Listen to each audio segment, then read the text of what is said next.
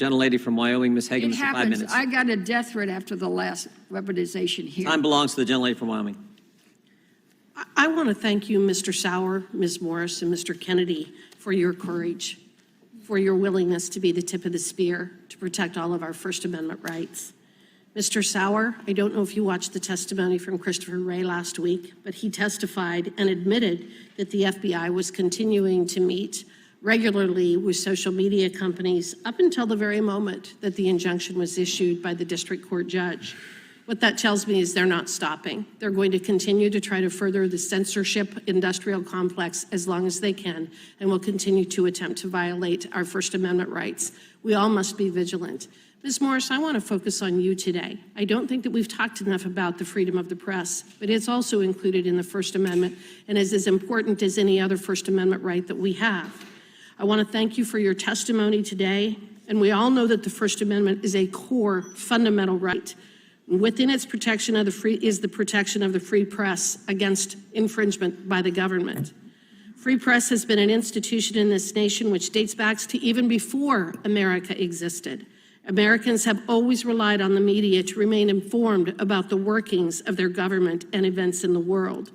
This is why the press is often referred to as the fourth branch, using the rights secured by the Constitution as a fourth check on the three branches of government.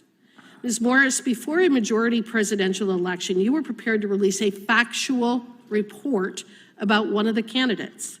One would think that the information in your report would be of interest to the American people to understand the integrity of the candidates who are asking for their support and their trust. The facts have been laid out by you and this committee of how the FBI worked with social media to alter their perception of what your story was and to change their policies to censor it. Ms. Morris, your story was obviously groundbreaking news. And as we have learned and uncovered additional information over the intervening 2 years, I can say with confidence that what has been going on with the Biden family is absolutely horrific and undermines the very foundation of our country and the integrity of the people in the highest elected and appointed offices in this country. But it's now, we know that you were correct in what you were going to be reporting. Has there been any estimates, or do you have any general idea of how many people were denied access to your story because of the government censorship? So there are polls about that. The MRC Media Research Center did a poll about, it said 45% of Biden voters were not aware of the story. But I think it also is an impossible question to answer, because the thing about the censorship was not only that it was, deleted or whatever from Twitter, but also it casted an aspersion on the reporting, on me, that was literally made up. It was made up. And there is a subset of this country where, despite the New York Times, the Washington Post, literally fill in the blank, liberal news legacy outlet that they all trust, they just reflexively think laptop from hell, fake, Russia, whatever. And so the effect of that can't be measured, because these people who are spies, who the country looks at as the ultimate authority of truth, came out and said that this was, there was something wrong with it, so you can't measure the impact of that. And so going back to the legacy media, the Oversight Committee had a very explosive hearing yesterday with whistleblowers from the IRS.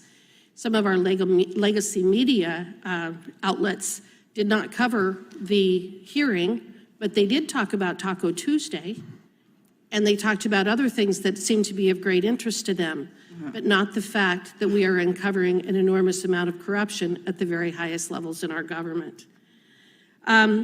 While you didn't know about the FBI's efforts at the time, I would assume that between the Twitter files and what we've uncovered in the Missouri versus Biden case, you now know the role that the FBI played in censoring your work.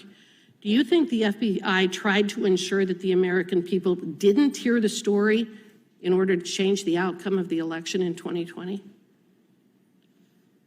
I don't know how to answer that question, because I'm not in their head. I don't know, the reason why.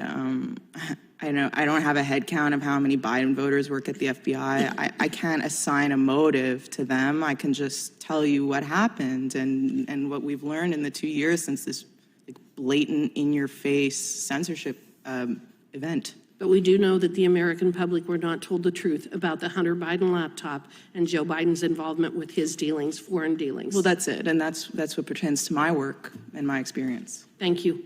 Gentlelady yields back. The gentleman from